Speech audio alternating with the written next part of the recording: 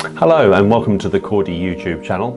Now today we're joined by Matt McIntosh, who is one of our learning progress coordinators from our apprenticeship division. And Matt's going to talk to us today about the key feature within apprenticeship programs which relates to off-the-job training.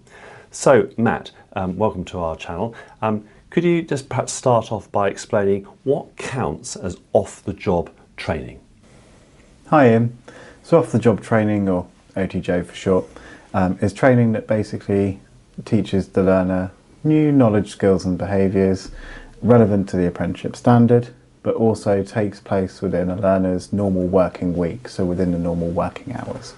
Okay, great. And could you give us perhaps some examples of what might constitute? Yeah, so there are two main examples really. So you've got the classic side of it, which is the tuition workshops, so the classic teaching side of it, so the applied learning sessions, the Cordie tuition workshops would count as one. You've also got the e-learning on the Cordie VPA, the question banks, all classed as part of revision, which is included as OTJ.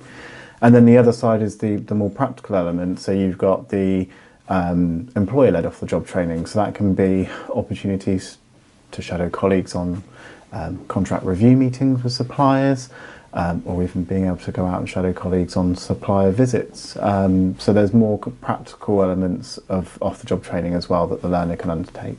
Okay, fantastic. So what I'm hearing is that activities that takes an individual away from their day-to-day workload and their day-to-day role counts as off the job.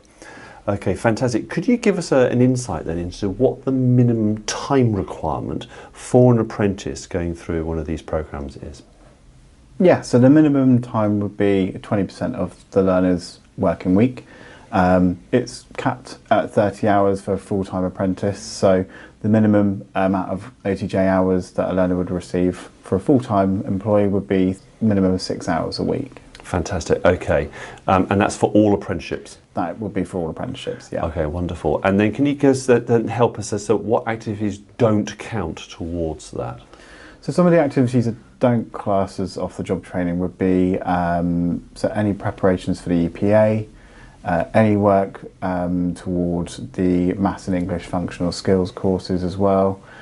Any learner progress reviews with your coordinator also don't count as off the job, and also just day-to-day working activities as part of the requirements for the job would also not class as off the job. Right, okay, thank you. So in particular, anything that's to do with carrying out the normal day-to-day role, and if the individual was already going to be doing that, that clearly doesn't count as off-the-job training. Yeah. Okay, fantastic.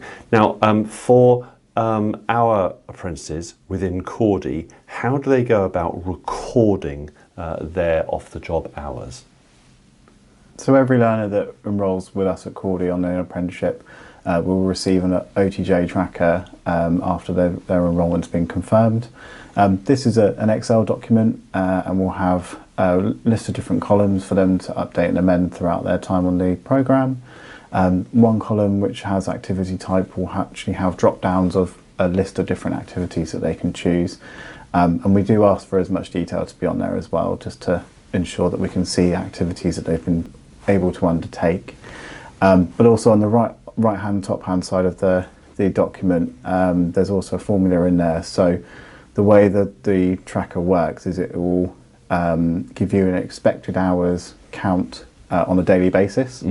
So any learners' activities that are put in will also be calculated as well. So if the learner is currently behind on their OTJ hours or their expected OTJ hours, it will show as red. Okay. And if they are on target or even ahead of their OTJ hours, then it will show green. So it gives an initial snapshot of whether you can see if the learner's either on behind their hours or kind of ahead. All right, fantastic. So we've got sort of like day-to-day tracking. Yeah, just so again, it helps us see that we know they're keeping on top of it, but also that they're actually receiving the time as well. Absolutely. Okay, receiving the time because they've all got a target they've got to work to. Yeah. Fantastic. So just to sort of help us through right at the end then, here's just a sort of quick summary of what you see as the main differences between on and off the job training.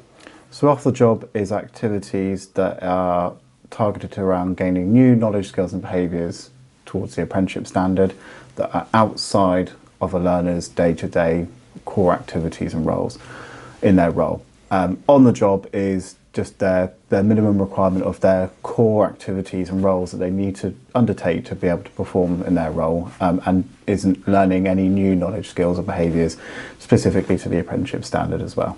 That is wonderful. Thank you, Matt. That's a really helpful summary. There we have it. That's a great explanation about off-the-job training and why it's important and how we track it here at Cordie for each apprenticeship standard. So just to be clear, when we say each apprenticeship standard, we're talking about the 4 available procurement related apprenticeship standards. That's the level 3, the level 4, the level 5, and the level 6, all that require off-the-job training. So if you're interested in finding out any more about these, do please get in touch. Our contact details are at the end of this video. We'd love to hear from you. And until then, thanks for watching.